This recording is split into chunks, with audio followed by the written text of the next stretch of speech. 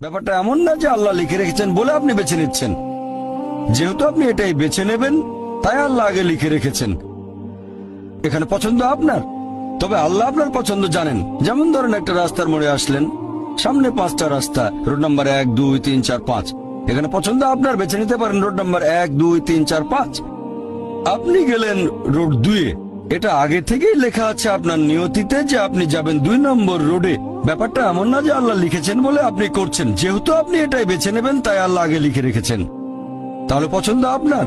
আপনি চাইলে টাকা উপার্জন করতে পারেন ভালো কাজের মাধ্যমে, হালাল উপায়ে, অথবা পারেন চুরি করে হারাম উপায়ে। পছন্দ আপনার। ধরেন চুরি করলেন, এটা আপনার সিদ্ধান্ত।